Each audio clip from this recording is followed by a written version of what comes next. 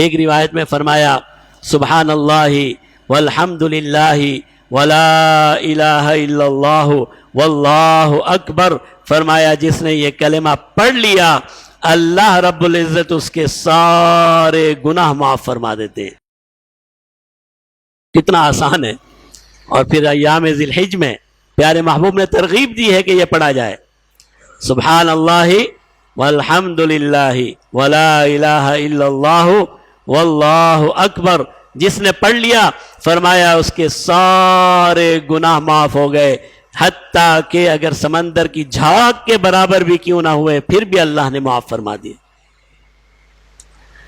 کتنا آسان۔ تو فَاكْسِرُوا فِيهِنَّ سے ایک مراد تو یہ ہے کہ ان تسبیحات سبحان اللہ والحمد للہ ولا الہ الا اللہ واللہ اکبر کو کثرت سے پڑھا جائے۔ اور بعض علماء نے فرمایا فَاكْسِرُوا فِيهِنَّ سے مراد ہے اس میں کثرت سے عبادت کی جائے، کوئی بھی عبادت، کوئی بھی عبادت، کوئی بھی ذکر، کوئی بھی نیکی، کوئی بھی صدقہ، کوئی بھی نماز، کچھ بھی آپ کے دل میں آئے آپ اس میں اپنی عام عبادتوں سے بڑھ کر عبادت کریں، جس طرح ہم نے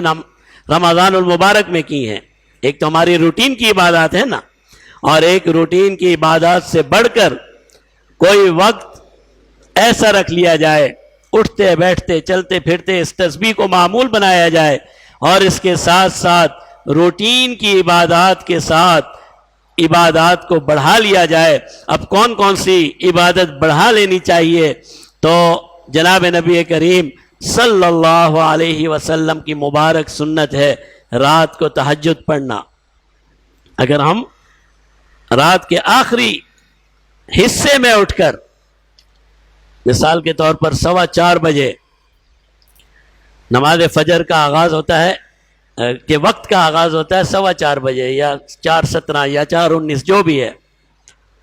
اگر آپ آدھا گھنٹہ پہلے اٹھ جائیں اور کوشش کریں کہ 8 رکعتیں نہیں تو کم سے کم 4 رکعتیں، 2 رکعتیں نماز تہجد کی نیت سے پڑھ لیں، ان 10 دنوں میں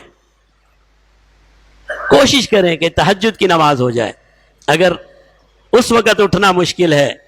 تو رات سونے سے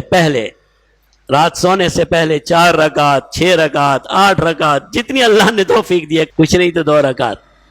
2 رکعت نماز قیام اللیل رات کی نماز کی نیت سے پڑھ لیجئے۔ اگر یہ بھی ممکن نہیں ہے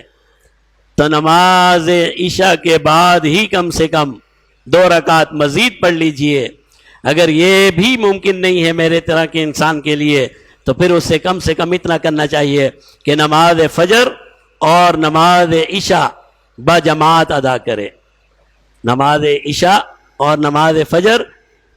ساری نمازیں باجماعت ادا کرے، اور نماز عشاء اور نماز فجر کو نہ چھوڑے، کیونکہ جناب نبی کریم صلی اللہ علیہ وسلم نے فرمایا جس نے عشاء کی نماز اور فجر کی نماز جماعت کے ساتھ یہ نماز پڑھ لی، فرمایا اسے رات کی نماز کا ثواب حاصل ہو گیا۔